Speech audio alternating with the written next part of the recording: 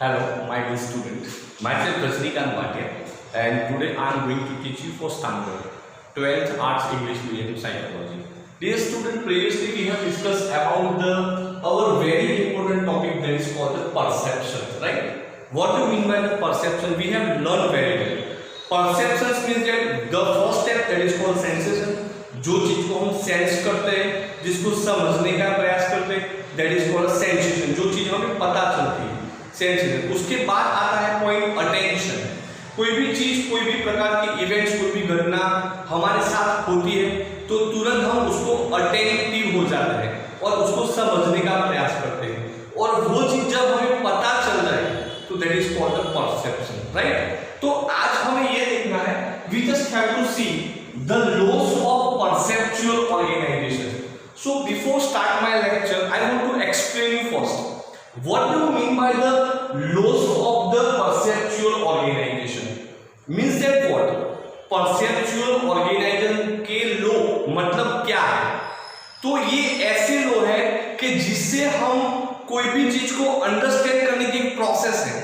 मान लो कि आपने कोई भी चीज को सेंस किया, सेंस करने के बाद क्या होते हैं, हम अटेंड होते हैं, वो चीज जानने का प्रयास करते हैं. तो वो कितने प्रकार है, कितने प्रकार के वो परसेप्चुअल है, उसके एक लॉज है कि कोई चीज आपके पास है, कोई चीज आपके मतलब दूर है, या तो कोई चीज को आप दूर से देख के उसको गिन सकते हो, उसमें सिमिलरिटी देख सकते हो. तो ये अलग अलग बातें हैं जिससे हमारा परसेप्शन कंप्लीट होता है. That is called the laws of perceptual organisation. मतलब परसेप्शंस को कंप्लीट करने के लिए हम कितनी प्रकार की प्रोसेस से गुजरते हैं, या तो कौन सा लॉ है जिसका हम इस्तेमाल करते हैं, और उसके बाद हमारा ये जो पूरा प्रोसेस है, सेंसेशन, अटेंशन है, उसके बाद परसेप्शन, और उसके बाद हमारा माइंड एक्टिव होता है, हमारे स्पिनल कॉर्ड एक यहाँ पे मैसेज कंप्लीट करती है, राइट? वो हमारे ब्रेन तक पहुंचता है, और उसके बाद we just doing to identify the exact law to understand the perception. वो परसेप्शन हमारा कंप्लीट होता है. तो ये पूरी साइकिल है फ्रेंड, राइट? तो today we are going to discuss about the very very important topic that is called the laws of perceptual organization, right? Dear student, point number 1, organization is an important aspect of the perception. मतलब क्या कि कोई भी प्रकार की event, कोई भी प्रकार की घटना, कोई भी प्रकार का ऑर्गेनाइजेशन, राइट, वो सबसे इंपॉर्टेंट फैक्टर है, that is called the perception. क्योंकि यू नो सेंस की बात हो गई, सेंस में हमारे इनर सेंस, आउटर सेंस, उसके अलग अलग प्रकार हमने देख लिए, राइट? उसके साथ हमने ये देखा कि how we become to attentive, हम एकदम अटेंशन में कैसे आ जाते हैं, वो भी हमने देखा. But overall which is the final and last process? तो फाइनल एंड लास्ट प्रोसेस ये है, that is called the perception. तो ये हमारे एनालिसिस की फाइनल लास्ट प्रोसेस है, right? In the perception various sensation are organized in the total. अब मुझे आपको ये बताना है कि वेरियस सेंसेशन, क्यों ये पॉइंट यहां पे आया? वेरियस सेंसेशन मतलब आपने जो भी इवेंट, जो भी घटना, जो भी क्रिया को देखा है, महसूस किया है, सोचा है, समझा है, तो कोई भी एक प्रकार का सेंस होगा. आपने कुछ खाया होगा, आपने कुछ सुना होगा, आपने कुछ देखा होगा, तो वो क्या हुआ हमारे लिए? सेंस हुआ. तो सेंस के अलग अलग प्रकार हुए, राइट? समझे मेरी बात को?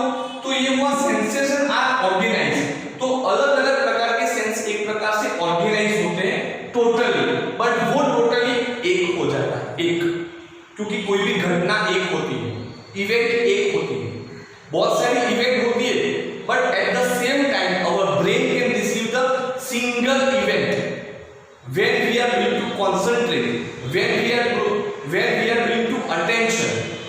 जब हम कोई भी प्रकार की अटेंशन में आते हैं तब we are not able to concentrate the multi, क्योंकि जब हम मल्टी की बात करते हैं तब हमारा डायरेक्शन दूसरे से हट जाता है, या तो पूरा कंप्लीट नहीं होता है. So we are just only to organize in the totally, right?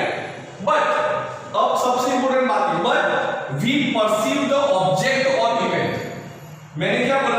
We perceive the object और इवेंट कैसा है, सिंगल यूनिट, मतलब ये पूरा एकल यूनिट है, only one, this is only the one unit.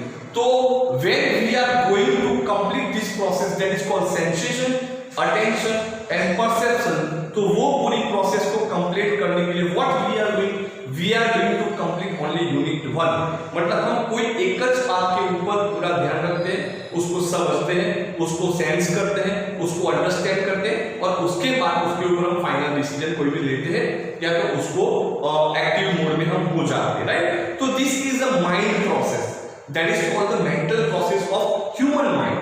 Dear friends, this experience in the form of pattern of the sensation is called the perceptual organization. Overall we have found this theory of the sensation. We have seen the theory of sensation. हमने sensation की जो theory देखी, but उसको यहाँ पे एक pattern के अंदर बताया गया। ये जो पूरी थियरी है उसको एक पैटर्न के अंदर बताया गया। This is the pattern of sensation. अब ये जो पूरी पैटर्न हुई उसमें this experience in the form of the pattern, the sensation is called perceptual organisation.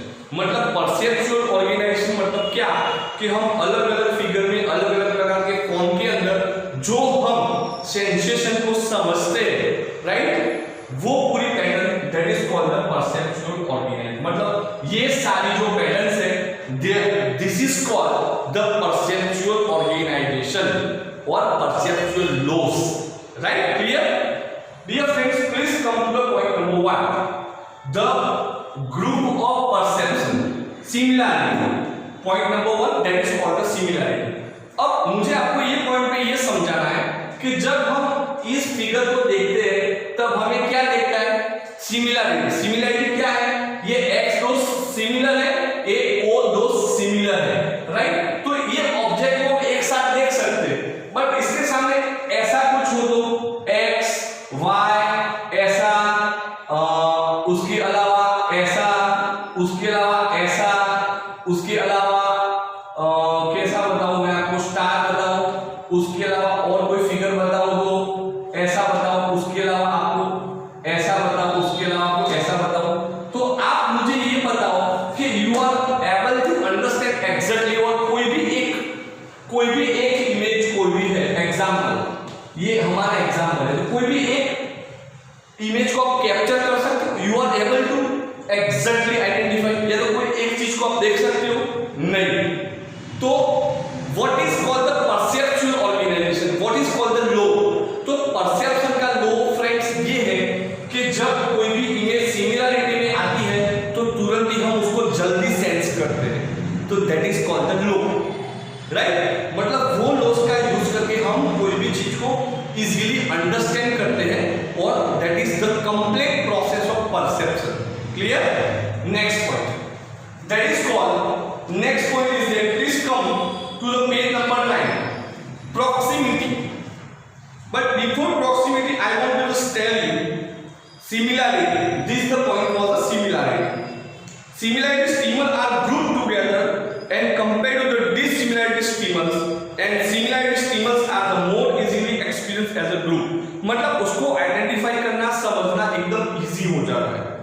Similarity between the stimuli may be in the respect to the size, shape, intensity और quality। मैंने क्या बोला, size, shape, intensity, quality ये सब इसके अंदर आ जाता है, तो जिससे हम एग्जैक्टली कोई भी चीज को अंडरस्टैंड करने के लिए हमें इजी होता है। बट वो डिसिमिलर होता है तो वी आर बिकम कंफ्यूज, हमारा माइंड क्या हो जाता है, कंफ्यूज होता है, और उसके बाद हमें कौन सी चीज को एग्जैक्ट आइडेंटिफाई करना है, समझना है, वहां पे प्रॉब्लम आता है।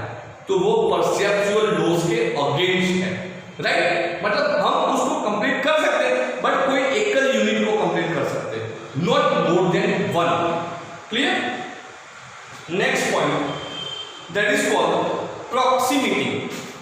Stimuli laying near to each other are experienced as a group, while the object of some distance from each other. Stimuli arising in some interval of the experience are experienced thus separate. Friends, मैं आपको एक बात बताना चाहूंगा कि ये जो हमारी फिगर है, राइट, ये दो पैर में है, ये दो पैर है, ये दो पैर है, ये दो पैर है, ये दो पैर है, but what is called the similarity? तो सिमिलैरिटी ये है कि सबकी साइड सेम है, एक सिमिलैरिटी है, दोनों पैर में है, दूसरी सिमिलैरिटी है, और तीसरा है इक्वल डिस्टेंस पे है, ये भी सिमिलैरिटी है। तो जहां पे ज्यादा सिमिलैरिटी होती है वहां पे हमारा परसेप्शन उतना स्ट्रांग होता है।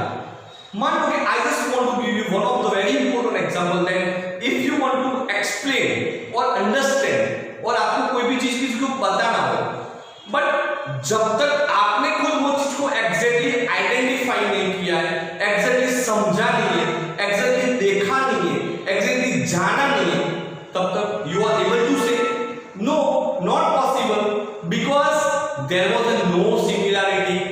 आप जब कोई भी ऑब्जेक्ट को देख रहे थे, मेरी बात को सुनना, आप जब कोई भी ऑब्जेक्ट को देख रहे थे तब आपके सामने एक नहीं 10 प्रकार की घटना हो रही थी, 10 times 10 different object activities was going on. So at that time you was not able to concentrate the particular object, so that is called the dissimilarity. But if you went to the marriage, all are doing the eating, सब खा रहे हैं, तो that is called similarity. तो आप बता सकते हैं हाँ there was a lunch, there was a festival, there was a celebration. आप एग्जैक्ट कोई चीज को ऑन द स्पॉट बता सकते हो, बट जहां पे डिसिमिलैरिटी होती है वहां पे हमारा परसेप्चुअल लो हो जाता है, डाउन हो जाता है, और हम वो चीज को एग्जैक्टली अंडरस्टैंड नहीं कर पाते, right? Dear student, next point that is called the inclusiveness, that is called the inclusiveness. What do you mean by the inclusiveness? Come to here, it has been observed that line and dots have the different shapes. Their existence means are also different, but they are perceived. And complete the line dots are not seen separate, but due to the law of inclusions, the same figure of the percentage and division. Friends, अब ये जो हमारी figure है, इसके अंदर में मैं आपको बता देता हूँ सिमिलैरिटी हमें दिखती है क्या, एक डॉट एंड दूसरा लाइन, तो ये भी एक परसेंचुअल लो हो गया, दैट इज कॉल्ड इंक्लूसिवनेस, कि जिससे आपका सेंसेशन बढ़ेगा, जिससे आपका लो उतना स्ट्रांग होगा, and you are able to sense exactly to identify the things, that is called the full concept of attention, sensation, attention and perception. Dear student, from the very long time we have been over here due to this holidays, right? And once again we are going to continue the daily lecture as per the time schedule, right? So take care, have a great day, be safe, stay at home, bye.